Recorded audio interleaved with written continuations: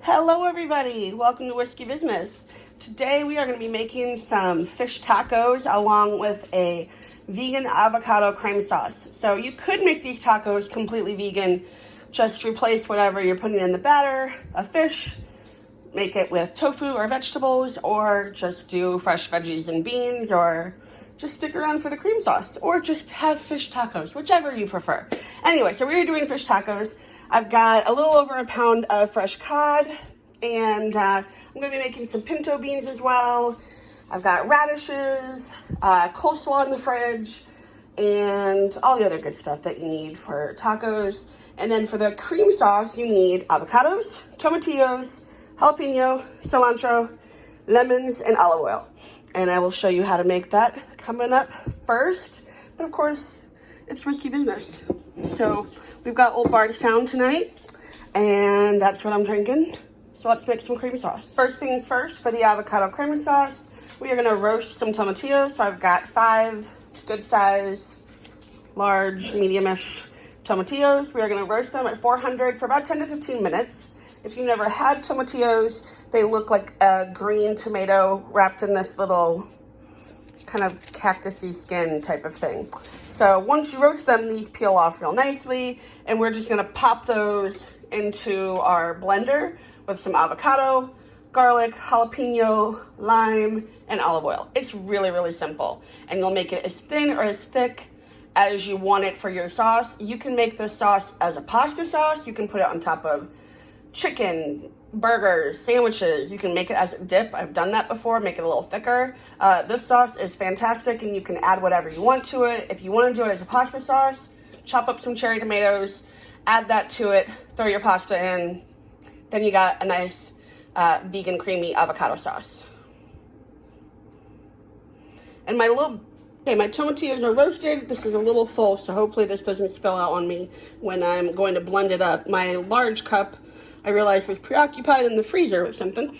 So I've got 2 avocados, 2 jalapenos, a handful of cilantro, 1 squeezed lemon, and I've got those tomatillos that I just took the husks off and plopped in there. So we're gonna blend this up, and then if I need to add more avocado, if I have room, I will do that. And then while that was roasting, I just chopped up all my little ingredients for the tacos. So I've got some radishes for on top. I don't like doing lettuce. I want a little more crunch. So I just did a bag of coleslaw mix, plus it's easier. Chopped up some cherry tomatoes, cilantro, and cajota cheese. And that's what it looks like all blended. It's a lot, so I'm probably gonna do something with that the next day. And you can, again, add more lemon juice, add more olive oil, however you want to thin it down, add more avocado if you want it thicker. If you don't like jalapeno, but you do want some heat, just add some crushed red pepper in there. And so I'm good with that. Now I'm gonna get started on my beer batter. All right, I've got my dried ingredients all mixed together. This is 2 cups of flour, a 1/3 cup of cornstarch, a tablespoon of baking powder, and then I just eyeballed my other seasonings. I used some paprika, a little chili powder, and a little secret ingredient that's a family recipe, so I'm not giving that one away. And some salt and pepper, and now we're gonna add 1 beer. Okay, now I've got my beer in. I ended up doing about 1.5 beers because you want it to be about a pancake batter consistency. I don't know what a pancake is, but you don't want that either. So you want a pancake consistency. And I'm a little heavy-handed on the pour of my flour and my dry ingredients, so I did about 1.5 beers. Now I've got a little over a pound of cod that I'm gonna cut up into 1 inch to 2 inch size pieces.